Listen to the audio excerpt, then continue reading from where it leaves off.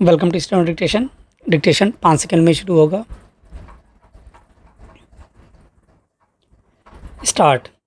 पश्चिम बंगाल में मतदाता सूची के विशेष गहन पुनरीक्षण यानी एसआईआर के समय वोटर लिस्ट से बड़ी संख्या में लोगों के नाम काटे जाने और उन्हें कथित तौर पर सरकारी योजनाओं से वंचित करने के मामले की सुनवाई करते हुए सुप्रीम कोर्ट ने जो कुछ कहा उससे भ्रम पूरी तौर पर दूर होना कठिन ही है। सुप्रीम कोर्ट ने स्पष्ट किया कि मतदाता सूची से नाम कटने का मतलब नागरिकता खत्म होना नहीं है, क्योंकि चुनाव आयोग को नागरिकता तय करने का अधिकार नहीं है। सुप्रीम कोर्ट ने पहले भी ऐसा ही कहा था, लेकिन तब उसने यह भी जोड़ा था कि आयोग मतदाता सूची बनाते या उसे संशोधित करते समय नागरिकता की सीमित जांच कर सकता है। उसने ऐसी टिप्पणी इसलिए की थी क्योंकि चुनाव आयोग को यह देखना होता है कि मतदाता भारतीय नागरिक है या नहीं।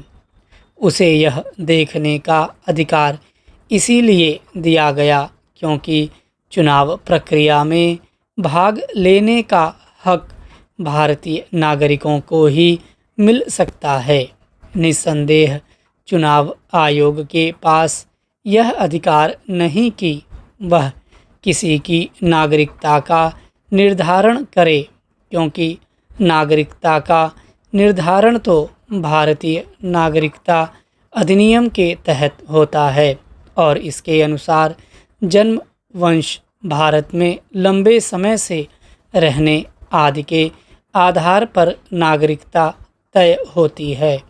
समस्या यह है कि अपने देश में नागरिकता सिद्ध करने वाला कोई सुनिश्चित प्रमाण पत्र नहीं है।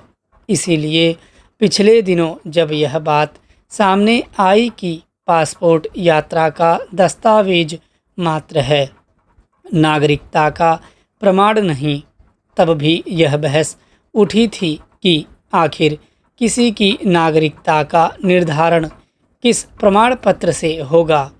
इस प्रश्न का कोई सीधा सरल उत्तर तब तक नहीं मिल सकता जब तक लोगों को नागरिकता सिद्ध करने वाला कोई प्रमाण पत्र नहीं दिया जाता।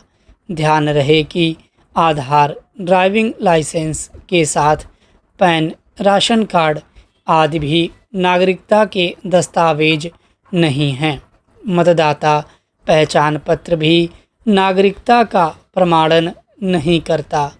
चुनाव आयोग की एसआईआर प्रक्रिया इसलिए जटिल है क्योंकि लोगों के पास ऐसे दस्तावेज बहुत कम हैं जिनसे उनकी नागरिकता का आसानी से प्रमाणन हो जाए। अपने देश की एक अन्य समस्या यह है कि यदि कोई राशन कार्ड, आधार कार्ड आदि बनवा ले तो फिर वह हर तरह के दस्तावेज हासिल कर सकता है। मतदाता पहचान पत्र से लेकर पासपोर्ट तक यह किसी से छिपा नहीं कि तमाम बांग्लादेशी घुसपैठियों ने ऐसा कर रखा है। यदि यह समझा जा रहा है कि सुप्रीम कोर्ट के यह कहने से समस्या का समाधान हो जाएगा कि चुनाव आयोग किसी की नागरिकता तय नहीं कर सकता, तो यह सही नहीं। ऐसी किसी टिप्पणी से एसआईआर की प्रक्रिया भी आसान नहीं होने वाली, क्योंकि चुनाव आयोग को तो यह सुनिश्चित करना ही होगा कि मतदाता भारतीय नागरिक हो। राजधानी में अब निजी विशेषज्ञ भवनों के अग्नि सुरक्षा उपायों की जांच कर एनओसी जारी कर सकेंगे। इसकी प्रक्रिया शुरू कर दी गई है। इसके लिए विशेषज्ञों का पंजीकरण किया जा रहा है। इस कदम से भवन मालिकों की परेशानी दूर होगी। अभी तक यह कार्य अग्निशमन विभाग ही करता है, लेकिन 5 कर्मियों की कमी के कारण उसे कठिनाई होती है।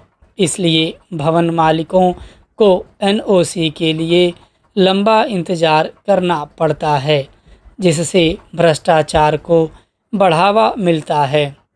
कई बार तो भवन की सही ढंग से जांच किए बिना ही प्रमाण पत्र जारी कर दिया जाता है।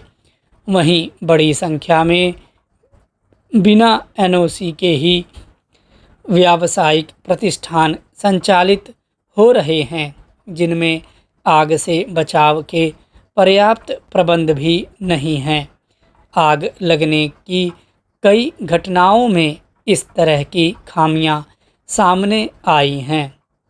इसी को देखते हुए दिल्ली सरकार ने नियमों में बदलाव कर यह काम निजी हाथों में सौंपने का निर्णय किया है। इससे स्थिति सुधरने की उम्मीद है और लोग अग्निशमन विभाग के पास पंजीकृत किसी विशेषज्ञ से भवन की जांच करा सकेंगे। यह कदम सराहनीय है, परंतु इसे पारदर्शी बनाए रखने की भी आवश्यकता है। स्टॉप।